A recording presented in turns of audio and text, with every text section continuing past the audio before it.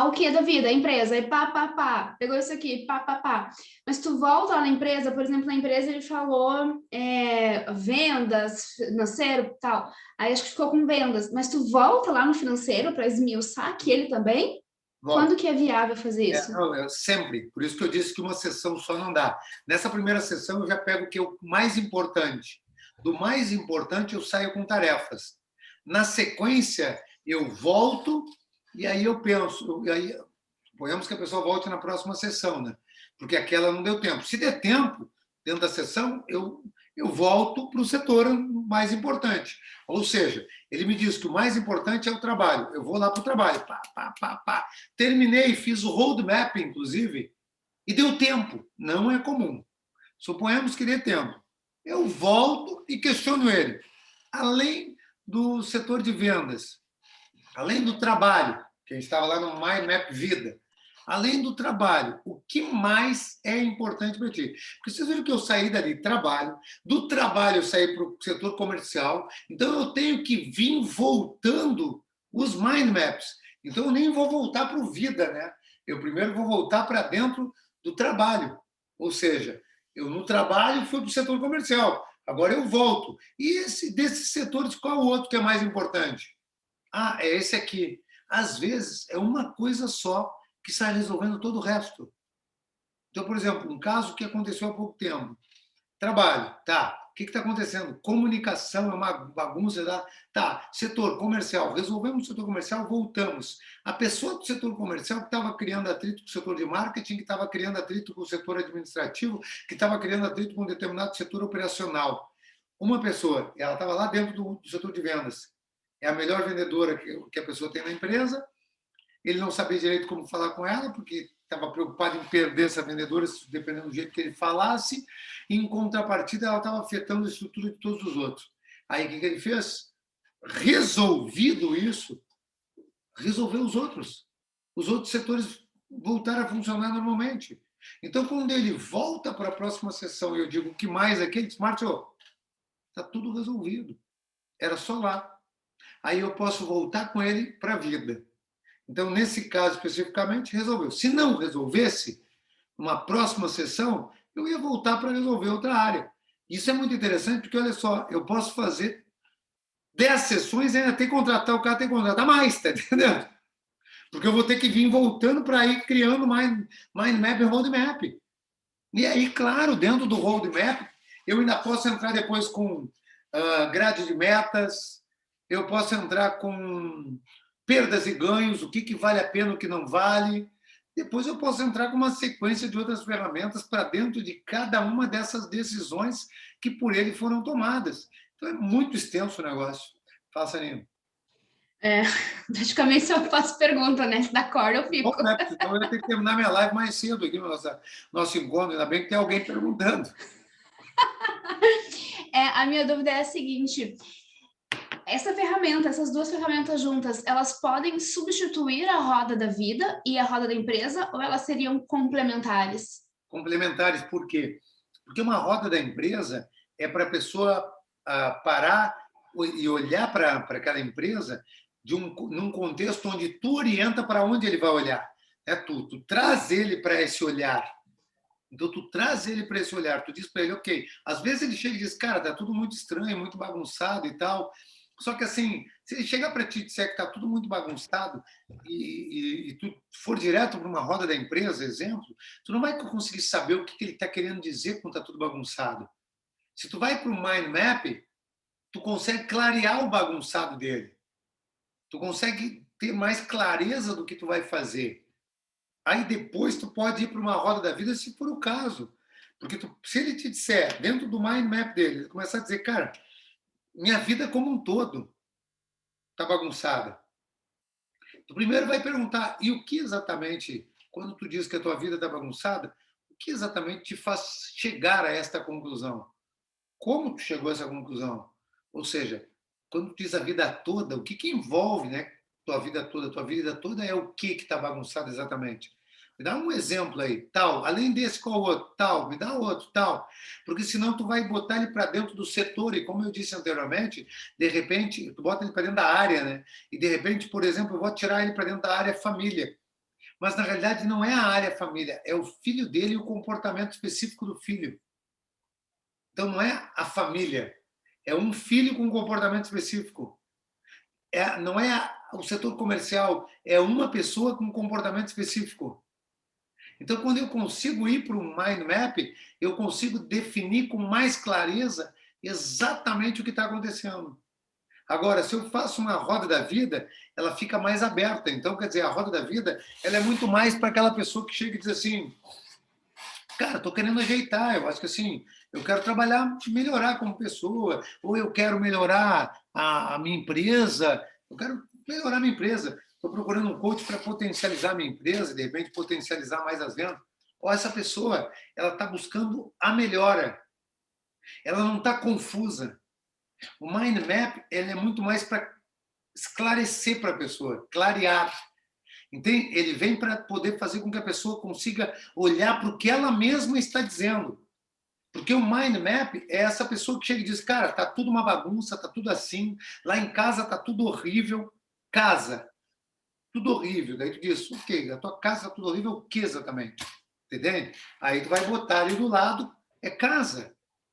A palavra que ele trouxe é casa. Essa é a palavra que vai para o centro e a gente vai botar do lado de fora. E tu vai ver que é uma loucura, porque assim, o cara diz casa tá horrível, daqui a pouco ele está falando do vizinho, daqui a pouco ele está falando da empresa, daqui a pouco ele está falando do irmão dele que não mora na casa dele, que mora lá não sei aonde. Isso é coisa comum no mundo, tá entendendo? E só porque uma vez o irmão dele ligou para ele, discutiu com ele na casa dele. Aí o irmão dele discutiu, ele estava em casa quando o irmão discutiu, e quando o irmão discutiu com ele, ele acabou descarregando na mulher. Mas, na verdade, a questão toda ali era o irmão, que não mora com ele, e que ligou uma vez só para ele. Mas na cabeça dele virou aquilo. Isso é muito comum acontecer.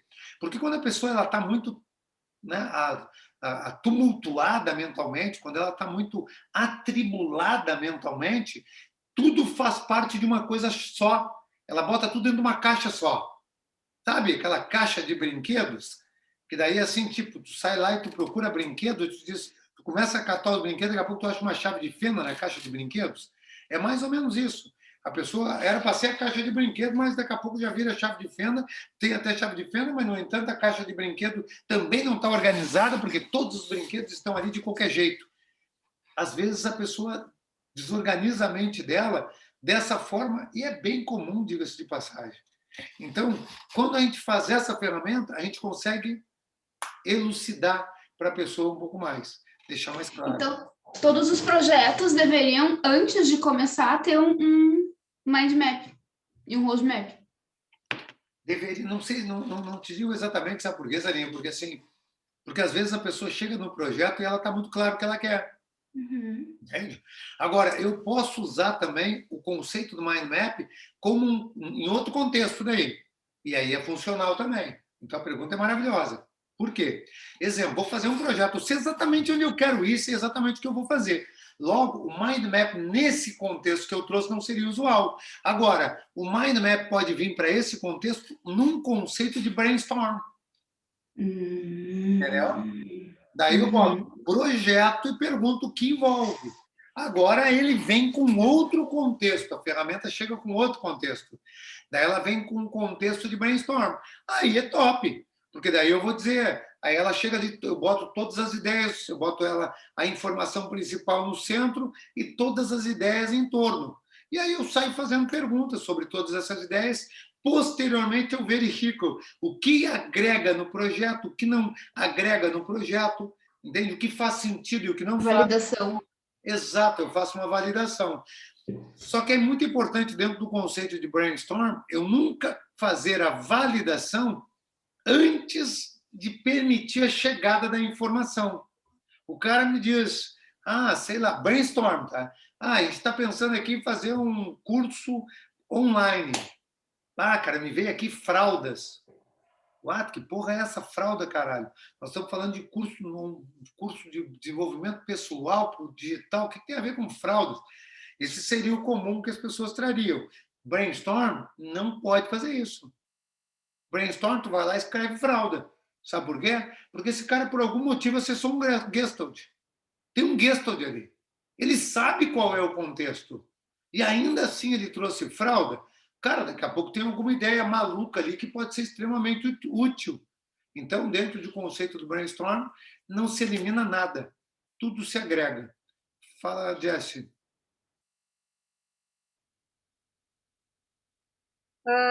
Eu pensei, quando tu falou nesse conceito do brainstorm, eu pensei naquele exemplo que tu deu dentro do coach, da pessoa que procura um coach de viagens para planejar uma viagem. Tipo, ela já vem com um propósito, eu quero viajar para tal lugar. E aí eu poderia usar a ferramenta, de repente, sei lá, para ver quais são as ausências de facilidade que ela pode ter dentro da viagem. Seria mais ou menos esse contexto. Ótimo. Perfeito. Explicar algo E nesse aí, sentido. faz sentido, que daí é tipo um planejamento. Então, eu boto tudo em volta. Eu digo, ok, vamos pensar na viagem, então. O que tu acha que é importante para essa viagem? Roupas, locais que eu vou visitar, né, de passeios, algum tipo de passeio que eu quero fazer, local que eu quero visitar, o que eu quero fazer lá, qual hotel que eu vou ficar, e assim por diante. Então, tu vai anotar tudo isso ali em volta. Aí, depois, tu vai criar um road, faz muito sentido isso, tá? Aí tu vai criar um roadmap para cada um deles. Quer dizer, ó, ela vai ter tarefas onde ela vai pesquisar o hotel, tarefas onde ela vai pesquisar o que vai ter de atrativos para ela ter, para ela visitar, para conhecer. Vai para Paris, então tu vai lá para o Museu de Louvre.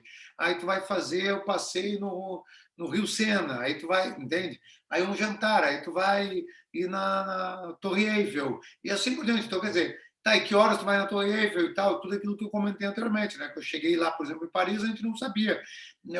As dicas, tinha uma puta de uma fila na Torre Eiffel, aí eu comecei a pesquisar ali na hora e descobri que tinha uma entrada, que é a entrada que era vazia. E aí eu deixei a galera ali na fila, fui lá na porra da entrada para ver, e realmente estava vazia a entrada. Só que ninguém conhece. O que acontece? Qual é o comum das pessoas? Onde está a fila é onde é a entrada, e onde está a fila é o melhor, né? Porque se tem gente aqui, deve ser bom. Então, quer dizer, a galera toda numa fila animal. E nós fomos para uma outra entrada onde tinha menos gente. Então, quer dizer, isso é o comum. Mas eu resolvi dar uma pesquisada ali para ver o que era, acabou encaixando, chamei o povo para ir para lá, fomos para outro lado, para outro lado. Entramos por uma outra entrada. Então, quer dizer, tudo isso são pequenos detalhes que daí a pessoa pode não só ir na Torre Eiffel, mas também ela pode identificar qual a melhor forma de usufruir desse benefício, de usufruir dessa, né, deixar o passeio mais atrativo, mais agradável. Faz sentido, aí tu pode fazer o mind map dessa forma, com no central o passeio, viagem para tal lugar, que às vezes pode ser só viagem. E aí em volta tu vai botar quais são os lugares que te atraem. Eu pensei, eu gosto de, eu estou pensando em Paris, eu estou pensando em Fernando Noronha, estou pensando no México, eu estou pensando no seguinte, sabe? Tu vai começar a ver, pô, Paris, Fernando Noronha, México e Fernando Noronha, né? Mas Paris é totalmente diferente, é outra proposta. Então a pessoa tem que entender um pouco isso, né? Nova York e Paris são relativamente parecidos enquanto proposta, mas obviamente Nova York traz outra proposta, traz uma coisa mais capitalista, mais compra, etc e tal, mas pode ser só porque a pessoa não conhece e tal, tem alguns pontos turísticos que ela vai lá. Mas independente de qualquer coisa, quem tem que definir isso é ela. Agora, daqui a pouco a pessoa quer um coach, como eu disse antes, que é um coach especificamente que trabalha um coach de viagens, esse cara daqui a pouco até já se especializou e ele pode dar essa dica, né? Ele já pode entrar e dizer, entendi, mas o que te faz querer Paris? Isso. Na verdade, Paris é frio, Paris tem isso, isso de bom. Tá, e México é Cancún. Então, Cancún, porra, né, cara, outra proposta, outro negócio, tá entendendo? Então, quer dizer, é em começar a entender o que a pessoa quer exatamente para ela, para que possa se orientar e organizar. Então, o Mind Map, nesse sentido, funciona bem. Ele já faz um perdas e ganhos ali, na verdade, quando ele já tem esse conhecimento, né? Na hora ali já faz um bate-volta, é assim, esse é o positivo, esse é o negativo. Daí vê se a pessoa se realmente é o que ela quer. Fala, Sarinha. Não ficou claro para mim ainda a diferença do roadmap para o plano de ação. O roadmap, o roadmap, ele é um plano de ação. Só que a diferença é que o plano de ação ele é mais detalhado, né? O nosso plano de ação, a gente trabalha lá da frente para trás, colocando todos os detalhes. Eu posso fazer isso, ou eu posso fazer só meu mapa de rodagem. Mapa de rodagem quer dizer o seguinte: onde é que eu quero chegar daqui até lá? Então, supostamente, dentro do plano de ação, nós estamos ali no estágio 2 do plano de ação, que eu só vou pegar do estado atual para o estado desejado, eu só vou pegar para o consciente. Lembra lá o plano de ação? Ele pega do inconsciente para o consciente, do consciente para o inconsciente e depois trabalha o inconsciente com o consciente. Então, só inconsciente, só consciente e os dois. O roadmap é só consciente. É só para eu definir claramente o meu mapa de rodagem. É só para eu definir claramente para onde eu estou indo e o que eu tenho que fazer. Então, essa Quase seria ponto A, ponto B. ponto A, ponto B, bem claro, como se E o eu... plano de ação é o alfabeto inteiro. Exato, exatamente. Agora, se eu pegar, eu posso pensar que o roadmap ele está ligado ao contexto de meta de objetivo e meta de jornada. Ou seja, tem contexto de meta de objetivo e meta de jornada. Não está envolvendo submetas, mas meta de objetivo e meta de jornada. É mais claro isso, meta de objetivo e meta de jornada. Então, esse seria o contexto da formatação do usufruto dessa ferramenta. Né? Se ficou alguma dúvida para vocês? Legal? Na verdade, o Derek, eu acho que ele queria que eu falasse de perguntas poderosas, porque não era esse o tema, mas ele botou lá também isso. Talvez ele tenha alguma dúvida. Tinha alguma dúvida isso, Derek?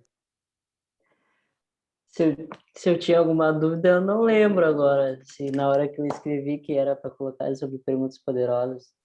Mas... Sim, eu até fui ver o áudio da Jéssica para ti, né? Mas, em suma, como tu colocou, se alguém tem alguma dúvida, a gente sempre fala que perguntas poderosas têm a ver com o porquê, o como, o que. São 3 perguntas que são muito poderosas ali, porque quando tu pergunta a pessoa o que ela tem que fazer, tu gera ação. Quando tu pergunta como tu vai fazer isso, tu verifica as capacidades que ela tem. Quando tu pergunta por que tu vai fazer isso, tu verifica qual a crença que está associada ao fato dela fazer. Então, quando a gente fala de perguntas poderosas, a gente está falando sobre essa movimentação que a gente vai fazendo em relação às pessoas, né? Para que as pessoas realmente saiam de onde elas estão e se movimentem. Isso é uma característica clássica. O coach ele tem que perguntar: e o que tu vai fazer? E como exatamente? Ah, entendi. E por que seria isso? E por que isso? Claro que, além disso, a gente tem algumas outras perguntas, como, por exemplo, a pessoa me diz, eu não sei, aí eu pergunto, e se você soubesse, como seria? Se a pessoa diz, se eu soubesse, eu não tinha nem que te perguntar, se eu soubesse, eu não tinha que perguntar, não sei. Aí eu digo, ok, você conhece alguém que sabe fazer isso? Pode ser alguém imaginar, porque quando eu faço se você conhece alguém, ou ainda, se você soubesse, eu tiro do presente e coloco no pretérito do futuro. Primeiro ponto, que daí eu tiro a responsabilidade da pessoa do aqui e agora. É se você soubesse. Não estou dizendo que você sabe, é se você soubesse. Aí depois eu coloco, você conhece alguém? Quando eu coloco você conhece alguém, eu estou trabalhando o contexto de tirar a responsabilidade do coach e transferir para um terceiro. Então, são perguntas que são poderosas, por quê? Porque possibilitam que a pessoa consiga exercer sem ter tanto peso, né? Tanta responsabilidade. Fala, Sarinha. Você estava falando do o que, como. Tu faz toda a sequência dos níveis neurológicos nas tuas perguntas e depois desce ou geralmente fica mais nas bases?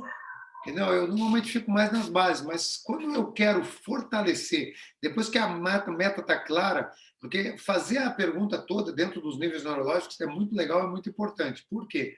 Porque com isso eu consigo fixar mais fortemente a certeza de que esse indivíduo vai fazer. Porque daí eu vou até lá e faço todo aquele projeto, né, dos níveis neurológicos. O que você vai fazer, como você vai fazer, por que você vai fazer, quem você vai se tornar ao fazer e a que grupo você vai pertencer. Quando eu tenho isso, eu fortaleço gritantemente.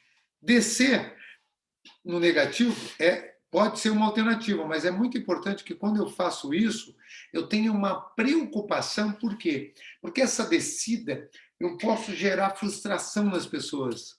Porque, assim, se eu faço a descida, eu fixo e fidelizo, mas eu posso gerar um trauma, eu posso gerar um processo de frustração traumático. Tá, e caso tu não faça, que grupo tu vai pertencer? Dos fracassados. E caso tu não consiga, quem tu vai te tornar? Um fracassado. E caso tu não, o que tu vai acreditar? Que eu sou um merda. Olha o que eu estou fazendo com o cara, entende? Então é muito arriscado fazer a descida. Por quê? Porque eu coloco ele dentro de uma panela de pressão. Se é uma pessoa que ela não tem impulsionamento, ela pode entrar num processo depressivo. Então é um cuidado, a descida é um cuidado muito grande que tu tem que fazer, porque para dar um tiro no pé, me dá, entende? É A gente muito pode fazer Pode falar. a gente pode fazer o contrário? Descer e depois subir? Porque ela sai num estado positivo? Pode ser, só que o que eu entendo? Se a pessoa é muito negativa, ela vai fixar o negativo. Está entendendo? Então é mais fácil eu trabalhar com o positivo e deixá-la positivada para aquilo, mostrando o que ela quer, do que se não se der merda o que vai ser, entendeu? Porque na prática é o seguinte, uma pessoa quando ela é muito negativa, ela já se acha frágil. E eu mostrar para ela que ela vai ser um perdedor se ela errar, não vai impulsionar ela, porque ela não tem força. Tem gente, cara, que se tu chegar e disser assim, olha só, se tu errar, tu vai ser punido. Ela já vai pensando o que ela vai fazer para fugir da punição. Ela não vai pensando como ela pode acertar. Ela vai pensando como eu posso fugir da punição. Como eu vou lidar com essa punição. Não é assim, cara, então eu vou criar todas as alternativas para que eu acerte. Não. Porque se fosse assim, a grande maioria das pessoas queimariam os navios. Tipo, cara, foda-se, larguei aqui, vou fazer a minha. Mas as pessoas não fazem isso. As pessoas querem fazer o seguinte, eu tenho isso aqui, tá? E tô puta insatisfeito com isso que eu tenho. E eu comecei a conquistar isso aqui. E o negócio já tá assim, ó. E ela não larga essa. E ela não larga esse aqui, não consegue crescer porque ela não larga. Mas ela não larga. Então ela fica com essa que ela não quer mais um pouquinho acima, essa que ela quer muito abaixo, e ela não larga.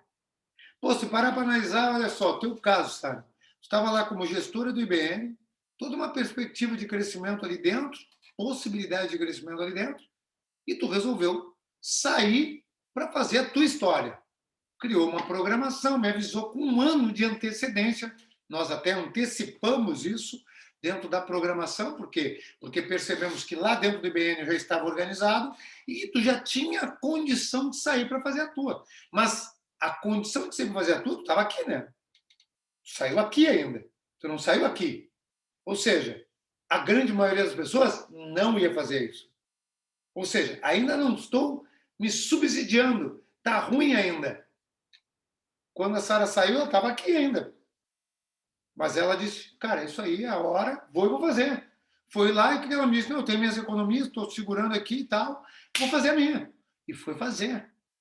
Quando eu vendi minhas empresas para ser coach, eu vendi minhas empresas e fui ficar eu numa salinha na Barão do Amazonas sendo coach, só eu. Eu tinha 70 colaboradores na minha empresa, larguei tudo para ficar sozinho. Quantas pessoas fazem isso? Pouquíssimas. Sabe por quê? Porque as pessoas não queimam navios, porque as pessoas têm medo, entende? Então, veja bem, essa mesma mentalidade dessas pessoas que muitas vezes têm receio de largar o que tem, porque é um dos grandes fatores, né? Eu ontem até estava numa live no YouTube com o pessoal que trabalha com e-commerce e na live eu estava falando exatamente sobre isso. Um dos grandes medos que as pessoas têm, na realidade, é abrir mão do que eles têm. É abrir mão do que tem. É abrir mão do que tem e ir para o novo. Então as pessoas têm medo e esse medo faz com que elas fiquem em relacionamentos abusivos, faz com que elas continuem dentro de relações, faz com que elas não saiam da casa dos pais, faz com que elas não saiam do trabalho e façam outra coisa, sabe? Porque a pessoa tem medo. Porque ela tem medo de perder o que ela tem. Entende? É muito maior o medo de perder o que ela tem. O medo dela é maior de perder o que ela tem do que não conquistar o novo. E por isso as pessoas estão assim, meu relacionamento está uma merda, a pessoa pensa, mas não sai do relacionamento. Por quê? Porque a pessoa fica colocando, tipo, cara, tá, esse relacionamento aqui tá ruim, mas será que eu arrumo coisa melhor? Daí a pessoa fica a vida inteira dentro daquela relação, por quê? Porque ela tem medo de não arrumar uma coisa melhor. mas no fundo, ela não desapega, sabe? Não desapega. Então, é uma pessoa que ela tem que começar a trabalhar a mentalidade do desapego, porque isso está ligado a outros fatores também, entende? Mas às vezes não, às vezes ela só está, é só aquilo ali, pode ser, entende? Só que essa é uma coisa que o coach já pode começar a olhar para ver se é a mentalidade do desapego que ela não tem. Se ela não tem a mentalidade do desapego, então o que falta para ela é aceitação ou merecimento. Daí dois valores muito intensos, né, dentro do ser humano, mas às vezes é isso, é desapegar. Se ela treina o desapego, já ajuda muito. Mas isso, então, esses são alguns contextos que é interessante da gente trabalhar para gerar esse entendimento e essa percepção, e que faz uma grande diferença. Fez sentido aí para vocês? Legal. Alguma outra dúvida aí, galera? Não? Eu vou fechar, então, com vocês, só finalizando com essas perguntas poderosas, só para a gente deixar claro isso. Então, eu normalmente faço isso sim, mas faço só subindo, porque daí eu fortaleço a pessoa, entende? Só que o que acontece, cara? Mesmo quando eu faço subindo e fortaleço a pessoa, ainda assim, eu tenho a preocupação, eu me ocupo ali antecipadamente de criar preventivas caso ela não conquiste. Por quê? Para fazer fortalecimento. Só que eu só faço isso para algumas pessoas. Eu faço uma leitura da pessoa. Agora, claro, se eu começo a ver, porque eu tenho outra forma de fazer esse processo também, sem que eu esteja tão preocupado em fazer essa preventiva. Eu posso fazer esse processo só no contexto de acompanhamento. Ou seja, se eu faço um follow-up, um bom acompanhamento, eu acompanho com mais assiduidade, isso lá na ponta não estoura. A pessoa volta, não fez a tarefa, a probabilidade de estourar lá na ponta, ela não conquistar, é muito grande. Agora, se a pessoa está fazendo todas as tarefas e está evoluindo, a tendência é que ela vá conquistando naturalmente, porque ela vai seguindo degrau a degrau. Aí vem a importância de você constituir com clareza meta de jornada e meta de objetivo. Meta de objetivo e todas as metas de jornada. Todos os degraus que ele tem que subir para chegar até lá. E o acompanhamento, follow-up, constante. Acompanhamento constante, meta de objetivo, meta de jornada bem elaborada e valor por trás da meta bem fixado. Porque daí você consegue fazer a pessoa ter uma boa sequência. Isso que eu acho que é definitivamente fundamental para que a pessoa tenha uma boa sequência desses resultados, né? Então, para mim era isso. Não sei se vocês têm alguma dúvida, se não, já vou encerrando por aqui. Se alguém tem perguntas aí, pode aparecer e questionar. Não? Tudo certo, galera? Show? Legal. Vamos tirar um print. Espera. Galera, quem puder, liga a câmera aí. Nath, deixa eu te ver. A Ana apareceu. O Joãozinho não tá vestido, que não quer aparecer, Jessi? Só chamar que vem. Cássio. Eu pedi pra botar uma camisa agora.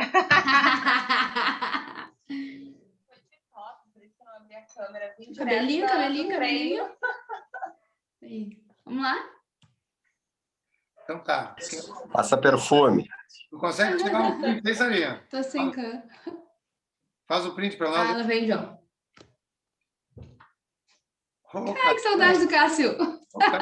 Prontos? O Cássio é meu amigo há 393 anos e a gente consegue se falar na mentoria. Feito, galera. Então tá, feito. Gente, agora só. Tava treinando, velho. Só tava só ouvindo. Senão vocês viram que tava vendo um teto, umas coisas loucas aqui. Legal. Fez o print aí, Saninha? Fiz. Show. Então, galera, boa noite para vocês aí. Um abração. Beijo. Valeu, Márcio. Obrigado aí por compartilhar. Até mais. Tchau.